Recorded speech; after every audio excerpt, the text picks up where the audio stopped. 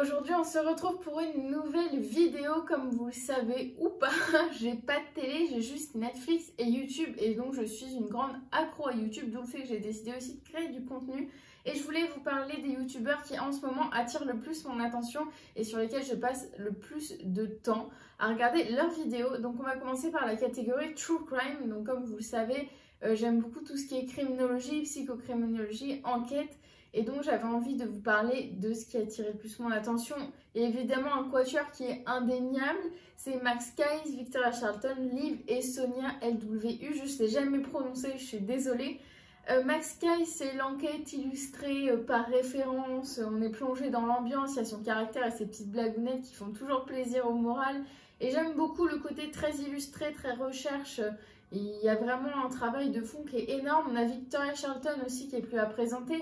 Il y a son premier livre qui est sorti, le deuxième qui est en attente. Et là, on est plus sous quelque chose de... une sorte de reportage, très documenté. C'est très à la page. Chaque fois, c'est les dernières news des affaires en cours, des disparitions. On a ensuite Liv qui a plus un côté dark web, le côté internet qui est très présent et qui fait de toute façon partie de notre actualité. Et on a Sonia qui apporte ce regard psychologique sur ces affaires criminelles, et moi j'apprécie tout particulièrement ce point de vue-là, sachant que je me destine à un master psychocriminologie. Et puis son maquillage, ses personnages, ils ont tous des personnalités qui vous attrapent. Et une petite nouvelle que j'ai découverte grâce à Max Kayce, c'est Cécile Adams, et je vous la recommande. Elle fait un contenu avec de l'humour noir, beaucoup de déguisements d'humour, et j'adore cette touche d'humour qui dédramatise des affaires qui sont parfois dramatiques. Et ça fait du bien au moral, on aime ça. On a ensuite le paranormal. Je suis adepte du paranormal. Je m'intéresse beaucoup, c'est quelque chose qui suscite mon intérêt, mes interrogations. On va commencer par quelqu'un qui est aussi très présent sur le point de vue culture, qui se dépasse, on peut le dire. C'est des reportages, pour moi, ça devrait être diffusé à la télé. C'est le grand JD, bien sûr, il n'est plus à présenter, avec ses enquêtes paranormales, ses urbex, tout ce qui est...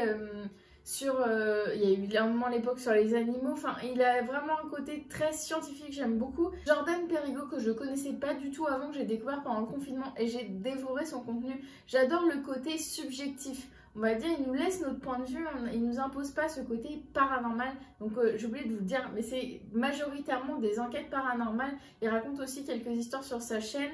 Et franchement, j'aime beaucoup le côté très recherche. Il y a beaucoup d'outils qui sont utilisés. Il y a beaucoup d'hypothèses qui sont émises quand il se produit des choses paranormales, et j'aime beaucoup. Il m'a bossé, je savais pas trop si je devais la mettre dans paranormal, mais pour moi ça reste un don. Le don médiumnique reste assez paranormal quand même. Et elle fait de la voyance. Alors, je sais pas si je peux appeler ça de la voyance, je viens de perdre le nom, c'est le côté prédiction. Pour les signes astrologiques, et je trouve qu'elle a un jugement qui est hyper juste quand elle tire les cartes. Elle est côté très très juste. On va ensuite retrouver le côté people, donc c'est aussi une nouvelle chaîne que je suis, c'est ça, Giovanna. Je suis quelqu'un qui m'intéresse pas du tout à tout ce qui est people, mais à vrai dire, depuis que j'ai rencontré sa chaîne, je passe tout mon temps quasiment dessus. Elle explique les affaires people du moment, où elle les décrypte, elle donne le point de vue, des preuves, etc. Et c'est super intéressant du coup de ne pas avoir le côté buzz télé-réalité, mais le côté vraiment approfondi journalistique. Et j'aime beaucoup son travail, il doit y avoir vraiment le temps passé. Ensuite, on a le côté beauté et lifestyle, c'est là où je passe le plus mon temps. On va commencer par Tita World Up. Je l'ai découverte grâce à Makeup by France, et elle a une petite chaîne. D'ailleurs, n'hésitez pas à la soutenir, tout ce qui est petite chaîne un peu comme moi, faut pas hésiter. Enfin, c'est vrai qu'on galère à créer du contenu en ce moment. Plus il y en a sur YouTube, plus on est noyé dans la vague. Et c'est vrai que c'est compliqué de se démarquer. Et franchement, j'aime bien son avis honnête. Je vais vous parler là, ce qui décrit surtout mes aspirations beauté lifestyle, c'est l'honnêteté. J'adore quand les gens disent bah, ce produit-là, je l'aime pas, ce produit-là, je l'aime. Voilà, où je sais que c'est franc, que c'est pas sponsorisé, entre guillemets, qu'il n'y a pas des choses cachées derrière. Urban Unicorn, un univers très kawaii que j'aime beaucoup, et elle a un côté fragile et super sincère qui est plaisant à voir. On se dit bah c'est pas quelqu'un qui se voile la face devant la caméra, et j'aime beaucoup Nelly Kitty, que j'ai découvert il y a pas longtemps, et franchement c'est un univers, mais alors là c'est un personnage à part entière qu'on connaît pas, qu'on voit pas souvent, et franchement elle a à soutenir. Elle a un contenu humoristique sur la beauté et tout, j'aime beaucoup. c'est pas prise de tête, les avis sont sincères, donc c'est pour ça que je la recommande ici. On a ensuite Le Monde de Salomé, là c'est une très grosse chaîne YouTube, mais j'aime bien aussi le côté sincère, le côté plutôt fluide des vlogs, ça s'enchaîne, enfin voilà, j'ai pas à me justifier non plus à chaque fois, mais j'aime beaucoup. On a ensuite une américaine, c'est Make Up Misa, elle fait je crois que c'est ça, hein. Si je me trompe dans la prononciation, faut m'excuser. Elle fait des make-up là de folie, franchement j'ai jamais vu ça, je crois que c'est encore, entre guillemets, pire dans le sens mieux que Mariam Caméléon, c'est assez impressionnant ce qu'elle fait et quand je veux avoir un avis vraiment... on va dire hardcore sur un produit, je vais chercher sur sa chaîne, surtout pour tout ce qui est palette de fard à paupières, n'hésitez pas à aller voir sa chaîne. Ensuite on a Make Up by Fran, je vous l'ai présenté plusieurs fois, j'adore sa chaîne, pareil la sincérité, les produits nouveaux qui sont achetés, du coup on a les dernières actualités, elle a sorti le journal de beauté un petit peu où elle nous montre les actualités beauté et pour moi qui n'ai pas de réseaux sociaux, j'avoue que c'est super pratique. On a ensuite un peu de douceur dans cette sélection, c'est Justine Duer. J'aime bien la suivre parce que j'avoue que le dimanche matin, je regarde ses vidéos et c'est super apaisant. C'est un univers très girly, doux, pastel et franchement, ça fait du bien. On n'en voit pas beaucoup des gens comme ça où c'est pas esthétique à fond, c'est juste vintage, doux, pastel et j'aime bien ce côté-là. Et ensuite, on a Marion Caméléon, où là, c'est plus à présenter, hein. C'est une pro avec un avis professionnel sur les produits, objectif, donc, et puis sa sincérité et son franc-parler, franchement, j'adore. On a ensuite la youtubeuse Colorful Palette. J'aime bien la suivre pour le côté haul régulier, le côté sympathique. C'est vraiment une personne qui est super accessible, super gentille et tout, donc j'aime bien ce côté-là. Et à chaque fois, en fait, je recherche le côté très communauté, très où je peux parler à la personne. Elle va me répondre dans les commentaires et c'est ça que je recherche surtout aussi à travers les chaînes YouTube. Moins hyper à faire du fric. Et c'est ça que j'aime bien aussi dans le côté YouTube. On va passer à la catégorie lifestyle. Donc là, c'est une autre catégorie, bien sûr. On va passer à Sandrea. Sandrea, je la définis dans le lifestyle parce qu'elle sort un contenu qui n'est plus du tout le même qu'avant. Moi, ça fait depuis... Ses débuts, ça doit faire bien, je crois que YouTube s'est créé il y a 9-10 ans. Et je dois la suivre depuis, sur le contenu de Sandrea. Et je crois que je la suis depuis tout début.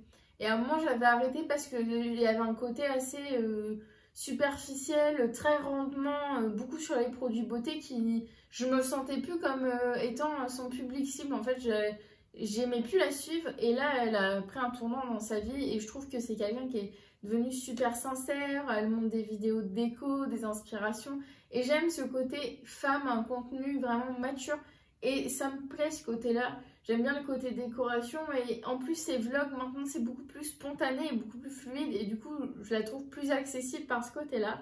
Ensuite on a Noémie Makeup Touch, pareil j'avais arrêté de la suivre puis depuis qu'elle a son bébé je re-suis parce que je trouve pareil le contenu est devenu plus adulte. Je sais pas, c'est plus basé sur la déco, sur le lifestyle et du coup je me sens plus touchée. On a ensuite Hey Maman, je crois que ça se prononce comme ça et sa chaîne c'est un brin de poésie perdu dans YouTube. C'est de la poésie, alors au début je l'ai suivi pour ses organisations de cuisine parce que j'avais besoin d'aide et clairement ses conseils ils valent de l'or, ces conseils ils sont super pratiques et c'est vrai que ça change tout.